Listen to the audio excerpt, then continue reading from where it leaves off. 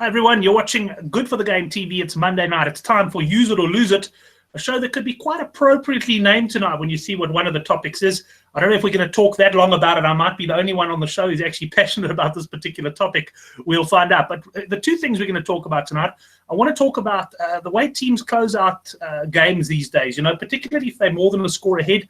They get the ball, they catch it off the kickoff, and then they just recycle and recycle. They've got no intention of going anywhere, setting pods, and ultimately run down 3, 4, 5 minutes of the clock. I mean, I'm waiting for the 10-minute rundown to come in the Rugby World Cup. So my question to the guys is this actually a problem? I mean, is it just something we live with in rugby, or is there something we could do about it? I do have a few ideas I'll run past them.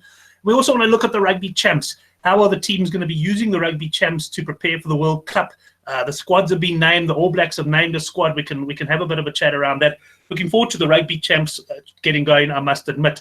Before you do anything else, if you are new to the show, then log down below hand and hit the subscribe button and hit the bell. You'll be notified of any of our videos. Of course, if you're a cycling fan, I do daily previews on the Tour de France. Probably the only event of the year that actually I would say it's actually more popular for me than rugby, except maybe in a World Cup year. But let's move on and introduce the panel. And I'm going to start in the middle of my screen down there in George. It's Couch Critic. Couch, good to have you back on the show. How's it, Brent? Thanks. Yeah, I actually have to switch to rugby mode because I just finished catching up on the cycling, but it's all over to the rugby chat now. Excellent. Well, I can tell you what, there's a lot of people who will be watching the show over the next week thinking, cycling, what a joke of a sport. And all I can say is hang around with us for a while and we'll get you hooked, but now's not the time to do that. Let's go down to Cape Town then and say how's it to Sean, Judge Rugby on Twitter. How are you, Sean? Very good. How are you guys doing? No, good, man. We were just talking a little bit about the Super Rugby final. It was an intense game. And just tell me what you said about New Zealand rugby. You described it in such a nice way. Something about them tackling for a living or something? Yeah. For me, like the work and the work ethic and what like New Zealand rugby, if they had to sort of epitomize what it was being a job, would be defensive work, the structure, their discipline and all that sort of stuff. And then they get to attack afterwards as a reward. Almost feel like you'd give dog a bone and, well done, pat on the back and off you go. Like the Crusaders absolutely strangled the Jags this weekend. And that's just like, it's such a massive quiver, sort of arrow in their quiver that they can bring out that sort of intensity, and the All Blacks bring it in. A lot of their top sides bring out that sort of intensity defensively, and it's a little bit of a worry because they really do wear you down. Yeah, they certainly do. Donovan also down in the Cape, that was quite a final, wasn't it? I mean, the Huggiaris, you'd have to say, based on so many things, they really should have been right in that game at the end. Instead, they lost by 16 points. Yeah, I just think, for me, I just felt like they changed their game plan at some point during the game. At the start of the game, it looked like their line speed was really impressive, like a real banana, and it was seriously good to see. And it just goes to show the one thing that I mentioned this in somebody else's blog, to say that you can't win Super Rugby without a decent 10. And I think if they'd had Sanchez or somebody like that, I think there would have been a completely different game.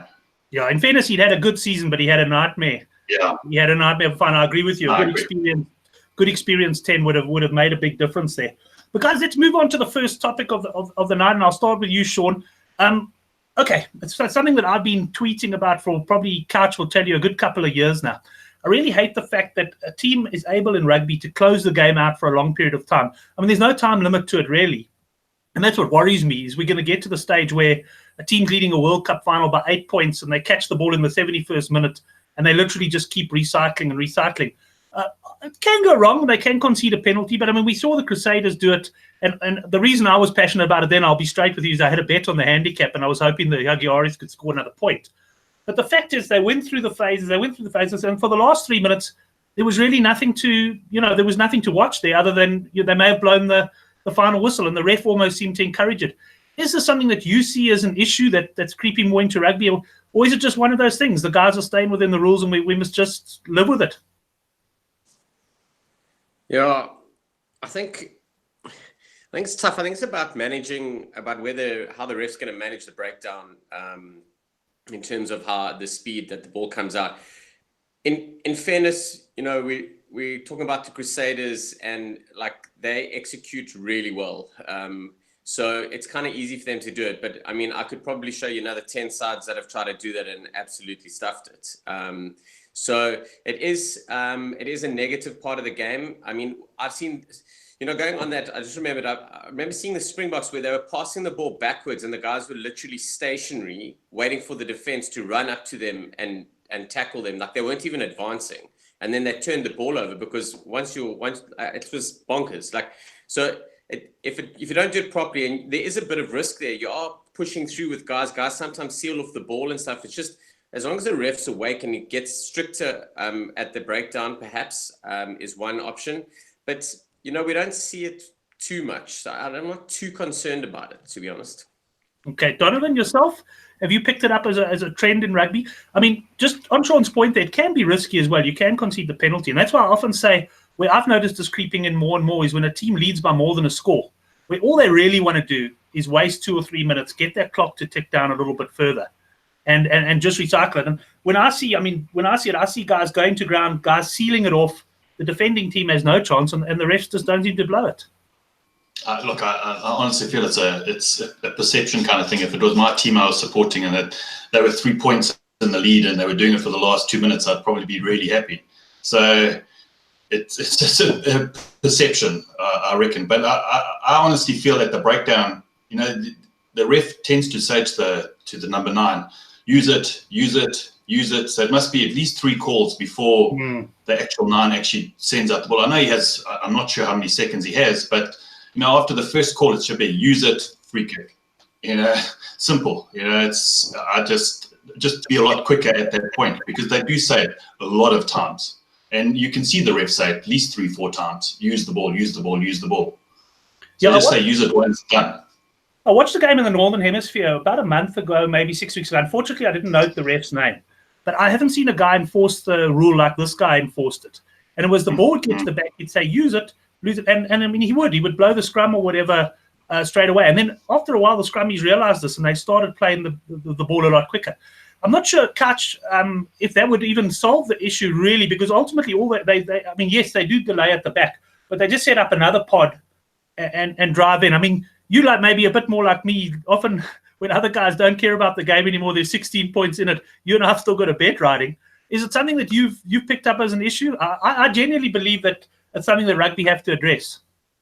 No, definitely, Brent. I'm with you, and it's the same as with the high tackles that we've talked about. We're gonna get to Rugby World Cup, and it's gonna really stand out. As you say, when it's more than one score, when it's within one score, then it's almost you taking that bit of a risk that Sean is saying, where you can try and play in your own territory for 4 minutes with the ball, but then if you concede the penalty, you're in trouble. But if you're more than one score ahead, then it's such an easy option to just chow the time down, and at the end of the day, it's about having an exciting product. And I just don't think it's difficult. What you're saying is you can't change the rules for the last 5 minutes. You can't all of a sudden now ask the scrum off to play it quicker, or now all of a sudden you're calling sealing off much more easy than you did previously. That's the issue. So I think like as a standard, the scrum off should be forced to play the ball quicker. I mean, the whole point of rugby is quick ball, and every time it's slowing down the ball is seen as a negative. It's seen as a penalizable offence.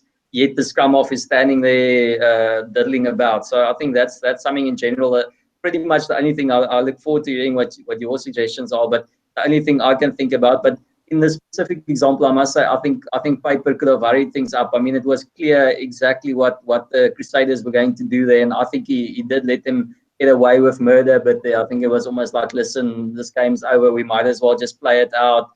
Let's shake hands and go and collect our medals. So I think he could have pushed things along a little bit, but as we said, you almost need to have a standard set of rules that's being enforced throughout the game, and not just all of a sudden in the last 5. But I mean, I saw on the clock it was 73 when they took that ball in, and they played 3 minutes. So as you say, where's the line going to be drawn if a team starts doing it for 5 minutes at the end? It's really going to be a ball face. Yeah, it's an interesting one, because I mean, what actually also amazed me about this is, I know that teams practice different structures, and they practice at taking kickoffs, and they practice doing that. And I imagine that teams practice closing off a game as well. because they do it. But what's interesting to me, Sean, I wonder if teams practice defending against that. In other words, what happens if a team's defending, closing out the game? So I'll tell you what, I noted 3 things here. I noted the ref could play a more aggressive role, which I think all of us kind of agree on. Watch for things like sealing, hurry things up of the base, just kind of force the game to flow on a bit. And the 2 other items I noted was to talk, a rule change. But yes, probably it's not that dramatic. I mean, just as a matter of interest, what Couch was saying, I was watching a water polo game, and someone passed back to the goalkeeper and there was a penalty. And I said, what's going on? And they said, you're not allowed to pass back to the goalie in the last 30 seconds or something of the match. So they actually had a different rule for a different time, which was interesting. But yeah, I don't know. As a defensive team, I mean, how would you go about defending it? Isn't it better, instead of tackling the guy, rather let him run and get a bit of freedom and loosen things up? That's bang on. That's what I would say. It's because there's 2 options. You want to be competitive at the breakdown, so you want to really commit one guy onto the ball and 2 cleaners or something along those lines. But remember, when they're picking up the ball, they've got like 3-4 guys behind it, so they really have like all the grunts and everything. The way that I see it is you either force them into going to ground too early, which will force the cleaners to possibly fall off their feet or move out. The other option is stand 10, 15 meters back. Because once they break away, or once they do something, so you're going to lose 10, 15 meters, but you're going to absolutely disrupt them. So the only way to do it is to do a little bit of out-the-box thinking. The other option, which we've tried, is this. All the guys try, is the scrum halves are shouting at the ref saying he's sealing or this or that, but like after a while, the refs switch off because we've heard them for 80 minutes already, So it's, I think it's a little bit of something a little bit different that you've got to do. But the truth is, if it's executed well and if you don't run, you've got to get a positive hit, and it's very difficult to do that when there's 3 men carrying the guy on. By law, they're not allowed to make contact with the ball carrier until he makes contact with you, but they are so tight in doing it already. It's really touch and go. So the ref's got to be on top of it in terms of distribution, because the more rucks, the more opportunity there is. He's got to be on top of it to make sure that they don't take contact illegally. And then you guys as a defensive unit need to work on something actively. And I think maybe that's where we as South Africans potentially could fall short, is we don't think out the box too much that we see. We don't execute out the box. We might think out the box. We don't execute out the box because we're so used to physically dominating guys. When we can't do that, then we struggle. Donovan, if you're a defensive coach of the team that's now trailing in the game and the other team's closing it out, any tactics you would employ? I mean, I think they made it illegal afterwards. Do you remember that game, England against Italy, where Italy just they didn't come into the tackles at all, and there was no tackle and no ruck, and the Italian would run on the other side and he would grab the ball, and I mean that was out of the box thinking. And to me, perhaps it isn't a situation you normally practice for, because you kind of hope you're not trailing with a few minutes to go, but letting the guy run, even perhaps conceding the penalty, someone said to me, and taking your chances with the line out. Yeah, no, I really like what was said there. I like the fact that maybe standing a little bit deeper and then breaking the whole structure of their backline and just changing the positions of where you are. I think that's a really good idea. But I remember that game really well, and I can't remember, it was the number 2 from England saying, "What must I do? What must I do?" to the ref, and the ref was saying, "I'm here to teach you to play rugby." Yes, so it was quite funny that, but yeah, that is real out of the box thinking. Maybe not sending all our guys into contact, but it's difficult for a South African side not to want to dominate and go into contact. So, but yeah, I like the fact of just let them go and then see what happens. Yeah, that's it. And Couch, on that note, and I wouldn't say this is just a South African issue, because I've seen all sorts of teams have to defend this thing.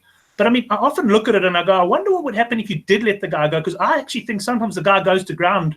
Yeah, literally, all he wants to do is get to ground so that they can recycle. And if you step back, and I think there's a good chance quite often the guy won't actually run. He'll go to ground expecting the tackle, and then surely you'd get a penalty, eh? No, it's like those old training field drills. You fall at the base of the tackle bag. I mean, they're gonna fall down there whether you make contact with them or not. They're almost aiming for the shoelaces and going down there. And I actually think it was Brendan Venter who did that Italy job, and I think Rassie Erasmus is actually the kind of guy who might come up with some kind of trick. He's he likes one of those things. And I mean, it's such fine margins these days, and I'm sure it is something that you need to consider and have a strategy for. You can't say you hope you're not going to trail in the game. If you've got to have some kind of, I mean, just the same as you practice to slow down the game, wind down the clock, you also got to up tempo when you're behind and that kind of thing. And actually game flow and game management is critical. You got to know how to do it. And I'd in that situation say, do the rush hit and try and go for the steal 2 balls, and then on the third ball just step back completely and try and get the falling over, the plane landing kind of situation. So you're just pointing that out to the ref.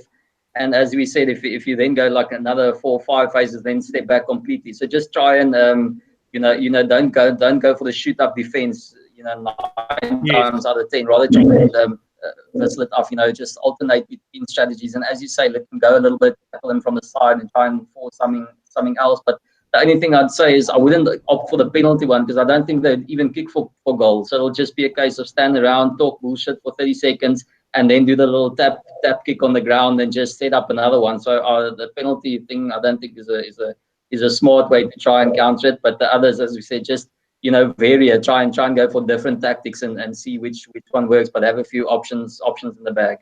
Yeah, certainly. I mean, we've seen guys do it on line-out mauls and that, where they don't contest and actually pull back and hope the guy passes the ball back to the next guy. So I think that's what coaches have got to do, something like that. Yes, we can have the refs crack down. I do want to end off quickly on this topic, guys, by asking you the question. I mean, if it becomes a real issue, is something like a rule change? Can rules be different in the last 5 minutes, for example? Now, think of sports like cricket, test match cricket, where a guy's bowling just to stop runs, and he keeps bowling wide. So he's within the wide, but he's bowling negatively, and he can get warned for negative bowling. American football, obviously a different example, because that is their rules. But I mean, you punted on your 4th carry of the ball, because if you don't go 10 yards in your 4 downs, you lose the ball. Sean, is it something that could be considered, or is it just a case of no, either the refs or the players must adapt? I'm a bit loath to add more laws to the game. So that's a tough one. I mean, I completely get what you're saying. I don't think we're that much of a bad space as it is, but I think the best shot would be is, if we're ever going to do something like that, is maybe enforce you've got to maybe pass it 2 channels wider after 5 phases, or you have to kick it after 5 phases. But it might as well just take the props off and make it rugby league then, So well, that's what it would have to be. It would have to be in the last. It could only be to stop negative play, because we don't want to take away from the fact that Ireland can take it 28 phases and score a try. So if it had to be, and it goes back to Couch's point, I mean, if you had to do a rule change, it would have to almost be like the last 5 minutes or whatever of the game. If the ref, there's some sort of rule on that. But I take your point. Because what happens if they're doing it and they're 5 meters out? They're obviously trying to score, but physically can't. It's really a tough one. Like, we're going to go into that whole, what was his intention? True. It's a tough one. And I think what you've got to do is you have to disrupt the attacking side, because they're literally on autopilot. They literally will just pick and go all day. How can you, as a defensive unit, change them up to do something different to force them into an error? I think that's the best way to approach it for now. Yeah, that's it. I think they should brief the refs, and I would like to see the refs blow it more like that Northern Hemisphere did in that one game I watched, which really helped a lot. And then secondly, yes, let's see a bit of out-of-the-box thinking on that one. Couch, I think you made your point already. You don't think there should be any rule changes at the end there. And Donovan, anything from your side? We leave it as it is and agree with Sean on that? Let's see what the guys can come up with. Yeah, I think there's way too many laws already. So to try to confuse it even more at a time frame, then let's. I think there's just too many laws. No, I take your point. I mean, rugby, and that's really what gets to me about this. I was watching that. I mean, the players sealing off, and that was so obvious for me. And I'm not just talking about this game. I'm talking about so many games. And if the ref was actually briefed to really be positive in that situation and get play to speed up, I think we would get better results. But anyway, gents, thanks for that chat. It was good of me. I needed to have a little bit of a vent about something that really does drive me crazy. And now that I pointed it out to you, I've got a feeling you're going to start noticing it more and more often as well. But let's move on to the Rugby Championships, because, of course, that's just around the corner. We've had the announcement of squads, the All Black squad, quite a lot of talk about that on Twitter. And Sean, let me start off with you there. Rugby Championships, how the team's going to, if you had to look at the individual teams, how are they going to approach this Rugby Championship? I would imagine it's not really a case of win at all cost in this one. Yeah, I think if you end with the shout after 2 games, then you change you change tack a little and make sure that you go on to win it.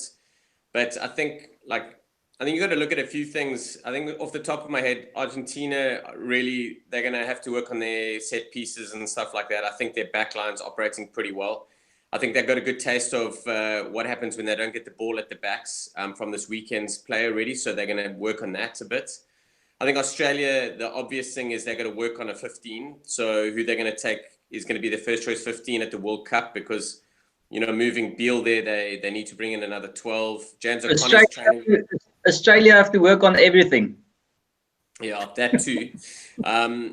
James O'Connor's training with the side, so it looks like he's going to sign with the Reds soon. And then he will go to the World Cup. South Africa, I think we need to work on resting a few players. We in such a space now where we want everyone to be working together, but we've overplayed so many players, and now we feel like we're in with the shot, but we got to try and balance that. And I think the All Blacks have got to settle on what they're going to do with Sonny Bill Williams, because I think they're taking a gamble with him, but I think they're taking it at the right time. Like, they will know come World Cup if he's fit or not. And I'm very surprised with Crotty not in the mix that Nonu didn't make it, but they've gone with Sonny Bill Williams as the option. So when he plays or not is important to see, because I don't see Goodhue and Anton Leonard-Brown being their 12-13 options throughout the World Cup. And the thing is, Anton Leonard-Brown can play 12 as well, but I think he's better option at 13. He's played better at 13 this year. So close your 12 gap. Crotty is your first choice. And then afterwards, they quite clearly want to have Sonny Bill Williams and then bring Lau Mape in. So we'll see what happens. But I think if Crotty's not available, it's between Nonu and Sonny Bill Williams at 12. And that's the big one for me. Some of the comments in the live chat there, just lost it for a second there. Mark saying Australia have never been poor in a Rugby World Cup, and I want to touch on that in a minute, because you're 100% right, Mark. I mean, even if you think of going to the last World Cup, Australia were actually given virtually no chance. I think Czech had taken over only 9 months before. They were really written off, and they ended up losing in the final to New Zealand there. Stephen Marks think Beale will start at 12 with Dane Haylett-Petty at 15, and Andre, Argentina have a lot of travelling coming up before the World Cup, and that's quite an interesting one. Kutch, let's start off with Australia. What do you think they're going to try and get out of this Rugby Championships? Because, like you said, they really are struggling. But I think Mark makes a hell of a good point. They have the habit of lifting for World Cups. Brent, they can live 100% for this World Cup, and they'll still finish in 6th place. They are absolutely nowhere. They're going to have to.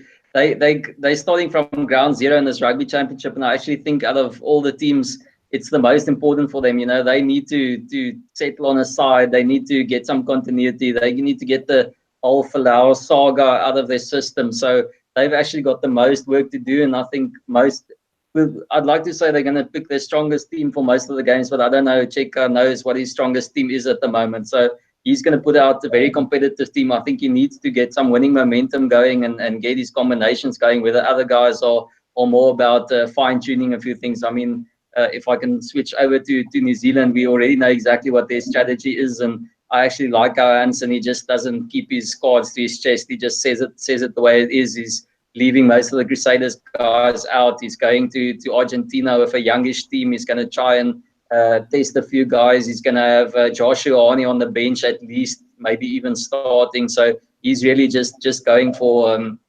building his squad and building the outside peripheral guys in his squad. So that's his tactic, and I haven't actually seen the Argentinian squad yet. I'm hoping that it's going to be full strength from the word go, but it might be a bit tough for a guy like Pablo Matera to go and run out again in 2 weeks' time and front up to the Kiwis. But I'd love to see it, because, as you know, I'll have some cash on that one.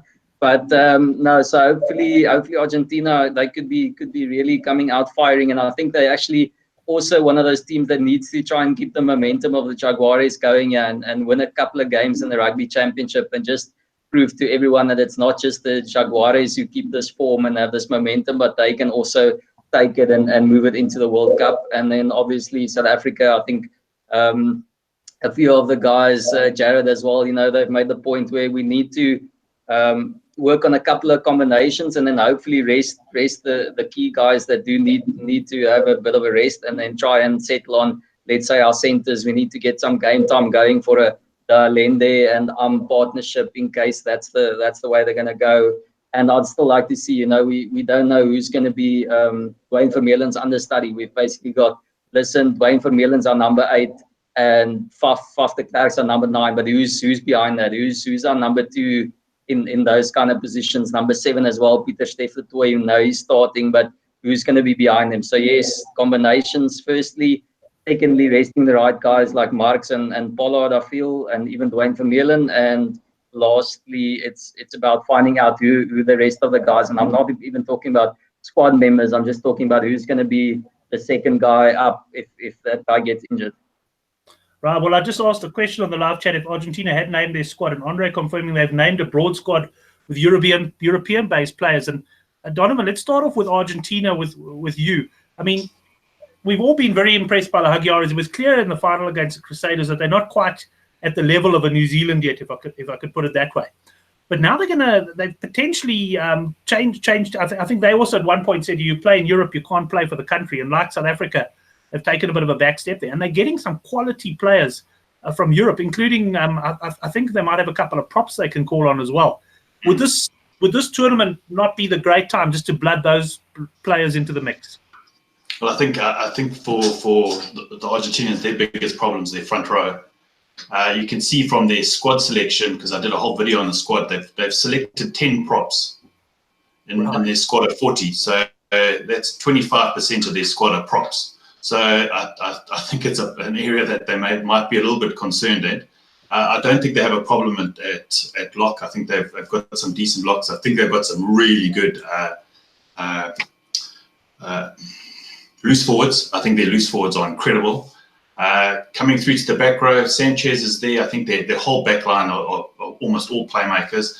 I just think if they can sort out their tight game, I think they could be a real force coming the World Cup. And if they can, I just think if they can get their scrum right and their set pieces right, even if they're maybe not competing, but they're just not giving penalties and they're not going backwards, I think they'll be a completely different team. Right, and the other teams, you have to have a look at Australia and New Zealand, what do you think their focus is going to be? I think for Australia, I think they're missing a decent playmaker. Not that I don't mind Beale. I just think this is going to come out really wrong, but I'm not a really big fan of Bernard Foley. He's one of those hit or miss kind of players. If he misses the first kick, then you know he's going to miss all 10. So he's just one of those kind of players for me. Whereas when at the beginning of the season, when I saw Quade Cooper, I thought, hey, excellent. They're finally getting a decent, like a playmaker kind of 10, and then obviously he just imploded. So we'll see what happens, and I think they're going to be desperate for a win in the Rugby Championship. They have to get a win against either South Africa, New Zealand, any one of the sides. They're desperate for a win. Yeah, they'll be desperate. Jordan, just come across here, and I'd like you to comment on your Argentina loose trio post as well. Oh, mate, those could put through an absolute power loose trio. It's actually flipping scary. So I don't want to talk about it. I just want to ignore it and it'll go away. But my question to everyone, but Stephen Marks said Bill's going to play 12 and Haley Perry play 15. Yeah, I see that coming. I also have another question is, where's Samu Kerevi going to fit in? Kerevi's had a really, really good season for the Reds. And he missed quite a bit for injury a while back, and that's why Beale's been really in the mix. But Kerevi's had a good season at 12. He's a good leader, plays a good leadership role, and he's kind of not been really looked at because the Reds have been so toilet. So I think Kerevi's definitely going to be in the mix. And I think, the reason why I thought about this more was I know Cooper's not playing. So Foley's very much a run-of-the-mill bread and butter 10. He's going to kick you to the corners and stuff like that. If you're going to play Cooper, I felt you couldn't have Beale at 12. You'd have to have a Kerevi at 12. And that's why I was thinking about it a little bit more. But Cooper not there, I still think that a Kerevi might be a decent option. I still think Beale's going to be at 15. Personally, I think Beale 15, Kerevi 12. Obviously, if everyone's fit. That's just my thoughts. Right. And who's going to win? Who do you think is going to win the Rugby Championship? I mean, I can tell you betting-wise, New Zealand, of course, have been priced incredibly short, understandably so. But if there's ever a year you think New Zealand might be toppled, maybe it's this one, just because of the fact that they're going to be experimenting? Yeah, they can experiment and still win comfortably, eh? It's our experimentation and everything else. That's why I always want to look at what's their focus. And I think after 2 games, the Kiwis will always be in the mix. It's just who's going to fight them hardest for it. So after 2 games, South Africa's still in with a shot. Then we're going to change it up. Same with the Aussies, and plus they got the Bled afterwards. So they haven't won the Bledisloe Cup in like 40,000 years. So it's got some time. And then the RGs are always up for it. And I know you said the RGs are traveling a bit, but they've got 2 home games for the Rugby Champs, don't they? That's someone mentioned on here that they had to travel quite a bit before the World Cup. But they play New Zealand. They play New Zealand at home, and then they play Australia away, and they play us at home again. So they've got 2 home games. Wow, they're in a good start for the Rugby Champs. Well, yeah, I mean, Couch, bringing you in there. I mean, we had on our handicap betting show the other night, Henrik labelled them 25-1 was available on Argentina for the Rugby Champs. And I mean, that Couch just seemed big, given that, okay, their first game's against New Zealand, lose that and they're gone, let's face it. But if New Zealand are sending over a sort of a little bit of an experimental team, as competitive as they will be, without a doubt, you've got to think that if Argentina decide to go full strength into that game, they must have a chance.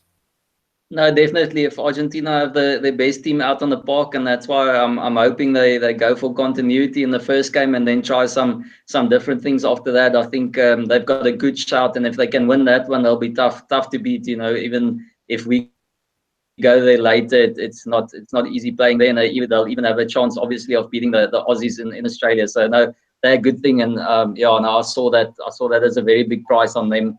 Which we said on the show.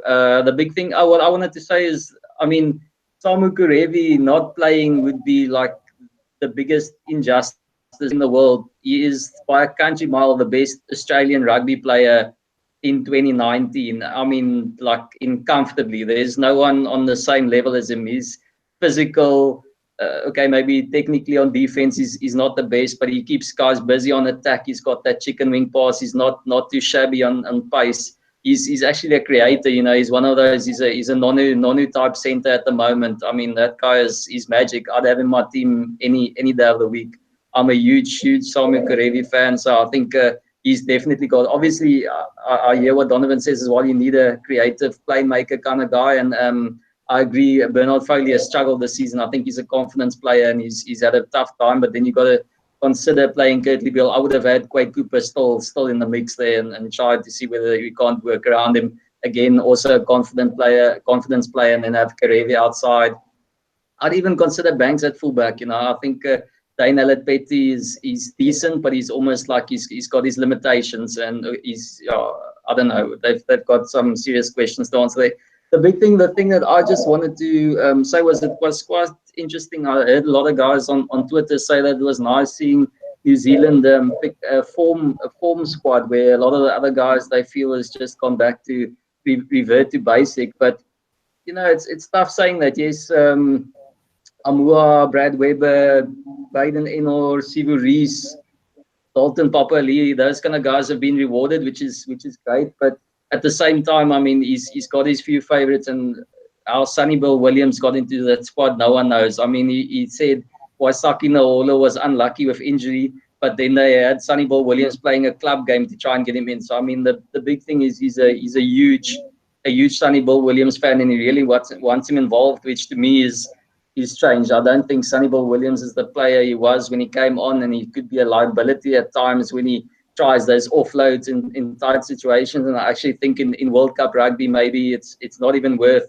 having that. I mean, you've got a pretty solid Lau Mape that you can play. You know what you're going to get out of him. You just got to tee him up right. And if you've got a Moanga on his inside, he's definitely going to be putting him into space. And as you guys said, Udiu is better at outside centre, so keep him there. And you still got Leonard Brown that can play. And obviously, if they've got Crotty playing, you sorted at inside centre. I'd take a guy like Crotty, who you know what you're going to get, as opposed to someone like Sonny Bill Williams any day of the week. And then, as I said, Waisaki Naolo, he's a bit unlucky as well. And Sivu Rees is one of the only really outright 14s, which is quite interesting that he's gone that way in World Cup. Yeah, I mean, we've all said he's going to be conservative. New Zealanders always reward the guy in possession of the jersey. So that was strange. So I actually think the big sign there is that Ben Smith is probably going to be playing playing right wing come semi-finals and finals time. I mean, there's just no way he's going to be putting Sibu Reece into that kind of game and probably have an in or to come off of the bench. And then that means Geordie will probably be his starting fullback. So that's what I get from his squad. And also another interesting one is Akira Ioane. You know, he's had a decent season. We always say he's a guy to watch and good ball carrier, but quite frankly, he just doesn't like his work rate and his fitness. And I mean, he's gone for some Luke Jacobson and Dalton Papali'i to come in ahead of him. That's quite a significant thing to say. Listen, Akira, you're not on this bus. Yeah, Also, it's certainly sending a message. Sorry, short. Can I jump in? Also, yeah, sure. bear in mind that the New Zealand Maori play Fiji this weekend and next weekend, so that he gets to have a look at everyone there. And then has made it very clear that the first 2 weeks, or specifically the first game, is going to be an outside squad. So he's essentially getting to look at 3 squads in 2 weeks. I mean, that's ridiculous. I think also Liam Squire pulled out of the squad due to personal reasons, doesn't believe he's fit enough. He's their first choice blindside flanker. That's massive. Like, that was a big thing for me. I was actually taken aback by that. And also, David Avili can also count himself unlucky. He's been incredible. So, but he gets to perform for New Zealand Maori, and he's knocking on that door. So it's insane how they can get to look at so many players over 2 weeks. It's bonkers. It is crazy, the depth they've got. There's 2 players in particular I want to talk about. And Donovan, I want to start with you. Mark mentioning in the live chat, James O'Connor at 15. Now, we've touched on him already on the show that he's back from Europe and will probably play. I mean, is this a sign, though, if Australia are looking to take someone like that over, is it a sign perhaps of desperation? I mean, I haven't watched O'Connor a lot recently. I was a massive fan of his when he played for Australia. But from what I've seen of him in Europe and that, he's not the player he was. I did see him playing for Sale a few games, and I was quite impressed because I had, when you see a player that you haven't seen for a while and you finally remember them, and I saw him there quite a while ago, and I think he's looks like he's got over all his personal problems, and if he has got over his personal problems, I still think he's a decent player, and he has proven himself at the highest level of rugby. So. I think Australia have to pull at something. I was going to say, if you Chaka, do you take him? Eh? If you were Michael Chaka, would you take him? Yeah, I probably would. But coming back to New Zealand, I think their biggest loss when I was looking at the sides, obviously, I think the step down from Ryan Crotty is just astronomical, and I think that's the only reason why Sonny Bill Williams is there, because maybe Hansen trusts him for whatever reason to be a playmaker at 12. But Ryan Crotty, he's absolutely incredible. The other person that I think is going to be a big loss, and if he has to come off injury, is probably Scott Barrett. And the reason being is because Sam Whitelock and Brodie Retallick can't play every single game, every single minute, because the drop off from those two is just too much. And I don't think New Zealand are blessed with oodles of locks. No, they're not like us, where we just produce locks every week. So I just think without a Scott Barrett, I think they're seriously lacking in that position. Sorry, right, and tell me, just touching on Sonny Bill Williams, you think there's a chance that Hansen's actually got a specific? I mean, aside from maybe being a first choice and a playmaker, is there some other plan for him? Perhaps maybe he wants him to come on in the last 15 minutes and break a tight game up. Could be. There's a lot of reasons why. I try to look at how a player plays, and I'm trying to find a Lamapi doesn't play the same way as Crotty, and so maybe Sonny Bill Williams plays maybe just a little bit more like Crotty than what Steve Hansen wants, because Lamapi, you've got a completely different style of play, and Lamapi would probably be better coming off from the bench as an impact player in the last 20 minutes. But if I was going to have an impact player coming off the bench, then I'd rather have Anthony Brown. So it's a tough call. I just think without Crotty there, I think they're going to be completely weakened at that position. Not that when I say New Zealand are going to be weakened, I mean not by much, but they're probably still better than everybody else. But I think it's an opportunity there for the other countries to attack there. Yeah, I think it's fair to say when we talk about New Zealand being weaker or losing an important player, it does have different bearing to other teams where they're certainly not reliant on any one player. Sean, anything else from your side on the Rugby Championships? Yeah, I just really hope the RGs fix their sort of their tight players up. It'd be great to see, just not against us, like they can do it against other guys. Australia, I'm very interested in, and I agree. Like they could all finish their Super Rugby sides, could lose every single game, and then they're always going to put a competitive side in the World Cup together. So looking forward to seeing what happens there. And then, yeah, I just want our guys to rest. They must. I must say, like, I'd hate to lose every game, but I really couldn't. If it's for the better of our World Cup, I'd have no problem with us just sorting out what we need to. And then on that 12 option, let's say Quaddy's not there. I must say, I think Mape comes off the bench and Sonny Bill Williams starts. I don't think it's going to be the other way around. That's just if Crotty's not there. Personally, I'd have Nonu there. Like, there's no doubt in my mind. Like, but there's a big shout for that. The nice thing is, as we mentioned, Nonu will just ease into that squad like in a day if they ever needed him. So it's not the worst shout. Right, Couch, yourself, anything to add there on the Rugby Champs? Brent, I think the big thing for me is just you can say Super Rugby form or whatever. If you look at the impact. We've seen the game now of the Jaguares. They were physical. I mean, they gave it the kitchen sink and they still lost by more than 10 points. And, they had Pablo Matera, they had Petty and Lavanini and those guys. That's physical. The Wallabies, they can search high and low unless they get Will Skelton in there. He's the only big guy. But, I mean, they just don't have that physicality in the locks and loose forwards that you need in modern day rugby, in my opinion. They can have James O'Connor at the back. They can get Falau's sentence reversed and have him fly out there, and it's not going to make a difference. They just can't compete. They're not going to scrum anyone backwards. They're not going to, they just don't frighten you there. They'll actually struggle to play that rush up defense kind of game that the Argentines play. So, yeah, I'm sorry. I don't see this World Cup, them making the semis or the final or whatever. They're nowhere. Then to sum up, though, what do you think of their chances? Hey, sorry? To sum up, what do you think of their chances? Listen, and then let's just say, obviously we can understand why the Argentines have got 10 props. I mean, they're coached by props, so obviously he's decided, listen, he's going to stick to his guns there. He knows the type, so he's decided to just collect some props around him. And then Kiwis, the interesting thing is I differ there. I think it's spot on, as you said. I think he knows that Sonny Bill Williams is his impact player. That's the kind of guy who wants to break open defenses later, and especially with Damon McKenzie out, I think he feels that he's losing a little bit of that X factor that he can bring on to really unlock people and unlock defenses. And I think that's where he wants Sonny Bill Williams just to, especially with McKenzie out. So I think that's his kind of secret weapon. The only thing he's got now is to bring Moanga on, and then you can unleash Bowden Barrett somewhere else, like fullback or something. And then on the box, obviously it'll be nice to see someone like. Oh, by the way, guys, great start for Frans Steyn, eh? Great start. What a legend. He hasn't even pitched up yet. Fantastic. I hate to say I called it, but yeah, there we go. Anyways, so that's going to be, and then someone like Elstad. So it'll be nice to see guys like Elstad and those kind of guys get a run and see how Vincent Koch again. He's always been on the fringes. So hopefully some of those guys can grab the opportunity and show what they can do. So that's going to be interesting.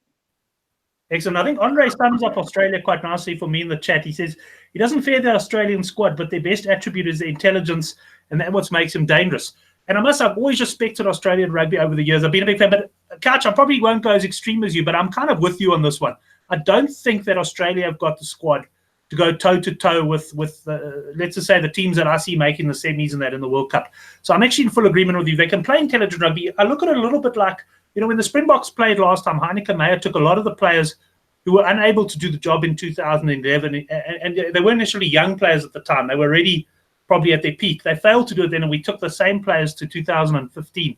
And for me, that's very much where Australia is at the moment, is that they don't really have enough young talent coming out there to really be, I don't think, stronger than they were in 2015. And for me, the other sides have sort of moved on. So that's my view on Australia. I also agree with you that they're going to struggle. Donovan, anything else from your side on the Rugby Champs? And maybe just a quick word on the Currie Cup as well, because that starts this weekend.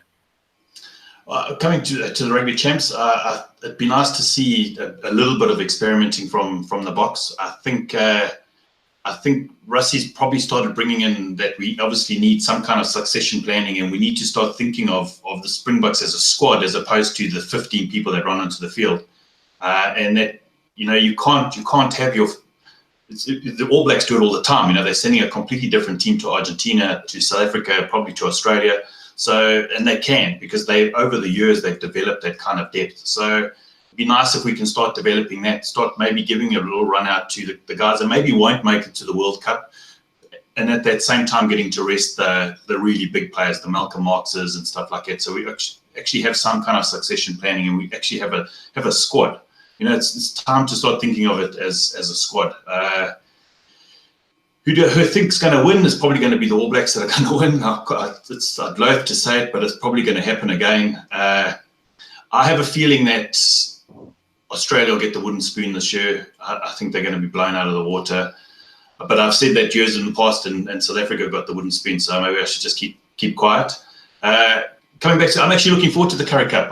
It's been nice to actually watch some of the up-and-coming players, because they've got so many players leaving Super Rugby next year. So I might as well start investing in the Currie Cup players now, because they're going to all be in Super Rugby next year. Excellent. Couch, let me go back to you before I give Sean a closing word on either the Rugby Champs or the Currie Cup. Currie Cup, Couch, you looking forward to it? Well, Brent, I look forward to it now that I know it's starting this weekend. So thanks for that.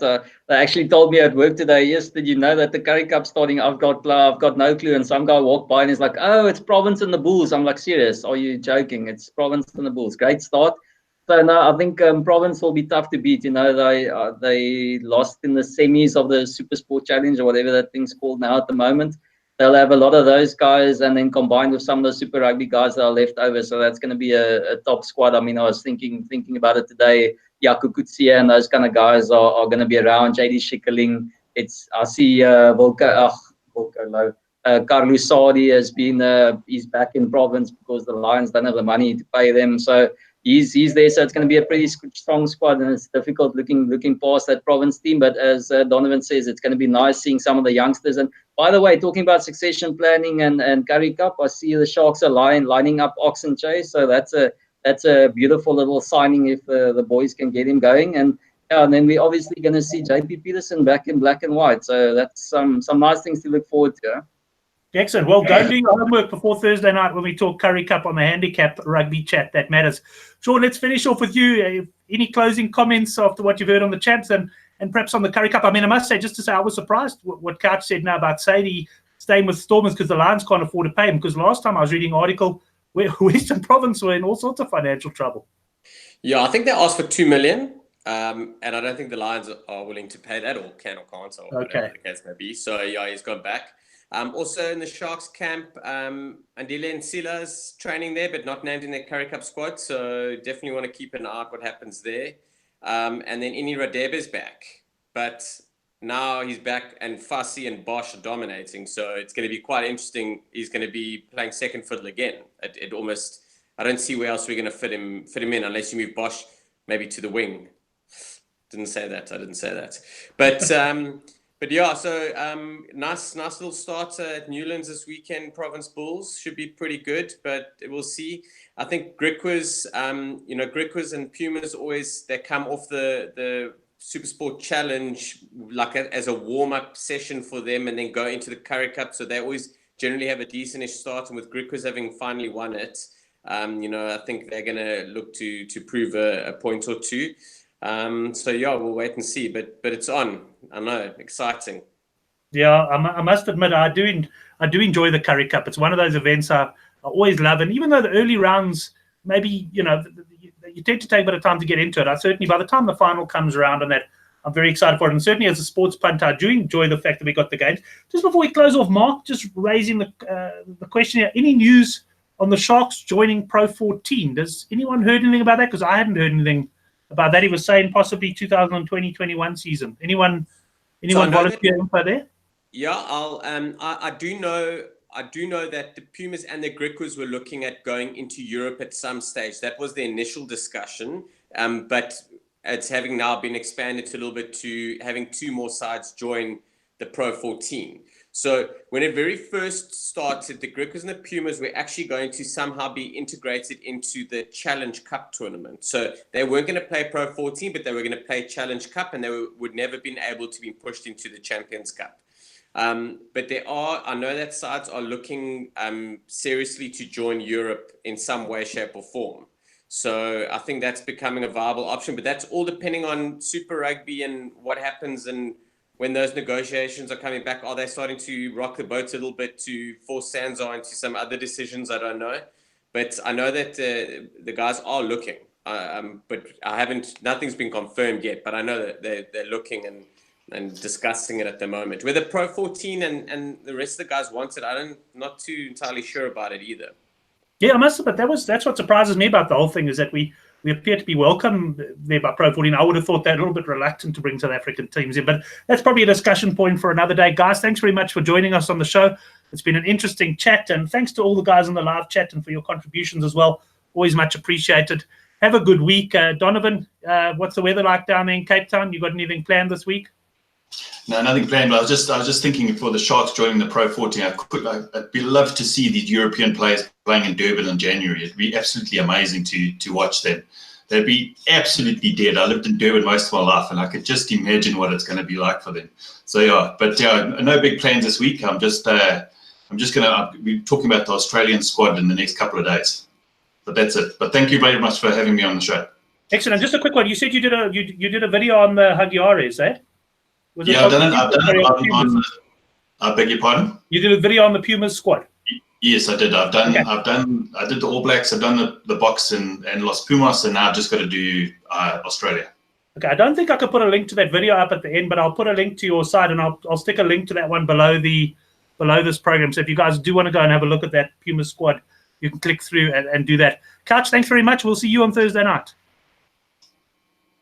Cheers, thanks, Brent. Yeah, I'll see you. And Donovan, don't worry about doing the preview on the Wallabies. You can leave that one out. Excellent. Sean, thanks very much. Enjoy your week and have a good one, eh?